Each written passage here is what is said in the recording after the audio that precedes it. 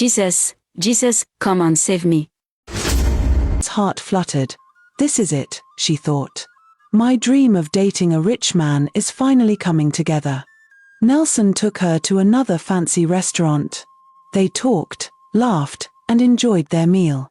And of course, Clara took endless pictures. Her phone was practically part of the experience. As the night went on, one thing became clear. Clara felt like she had stepped into the luxurious life she always dreamed of. After dinner that night, Nelson drove Clara home. From then on, they grew closer. Late-night calls, non-stop texting, and frequent dates. It didn't take long before Nelson asked her to be his girlfriend. Clara said yes immediately. She loved the attention, the gifts, and of course, the fact that he was rich. But as the relationship settled, Nelson began to notice something troubling: Clara's obsession with shopping. It wasn't about the money, he could afford anything. The problem was the unnecessary things she bought. "Babe, I thought you already have a green handbag like this," he said one day as they stood in an expensive boutique. "No, babe. The one I have is mint green. This one is sea green."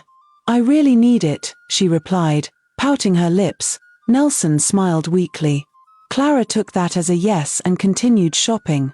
"Green is green," Nelson muttered under his breath, but he didn't push it. He loved her deeply and wanted her to be happy. Even if her happiness came in shopping bags, their relationship blossomed. They were total opposites: Clara loud, flashy, and dramatic; Nelson quiet, steady, and always at his warehouse managing his business. Still, he never complained. He spoiled her with wigs, shoes, jewelry, and accessories almost every week. One afternoon, while Clara was in Nelson's apartment looking for a misplaced bracelet, something caught her eye: a small red box tucked in a drawer. Curious, she picked it up. Her breath caught the moment she opened it. An engagement ring. She covered her mouth to stop herself from screaming. "So Nelson wants to propose to me," she whispered joyfully. Her mind immediately wandered to possibilities. A big fancy venue. A beach with petals everywhere. Balloons. Cameras. A trending Instagram moment. But then she frowned. Nelson likes simple things. He might just do a small engagement. No way. I must know the plan. My engagement must be the best Lagos has ever seen. She rushed straight to the living room where Nelson was reading a newspaper. "Babe, I found the engagement ring," she said excitedly. Nelson's eyes widened. "Where did you find it? What were you looking for there?" "That doesn't matter," Clara said, still smiling. "But don't worry, I'll pretend I didn't see anything." "So, what's the plan? Where are you proposing?" Nelson sighed. "I was planning to propose over dinner. Something simple. You know I get nervous with crowds." "Babe, no, I don't want anything simple. Don't worry, I'll plan the engagement myself." The next day Clara visited Yvonne. She couldn't hide her excitement as she announced, "Nelson wants to propose." Yvonne screamed happily. "But wait. Isn't a proposal supposed to be a surprise?" "Yes, but I found out," Clara replied casually. "It's fine." Then she leaned forward eagerly. "Do you know any big luxurious place we can use for the engagement party?" Yvonne's eyes widened. "Are you planning your own engagement?" "Yes. I want it to be perfect and up to my standard," Clara said proudly. Yvonne stared at her friend in disbelief as Clara continued talking non-stop about decorations, flowers, gold chairs, expensive decor, and how she wanted the engagement to be the biggest event Lagos would ever witness.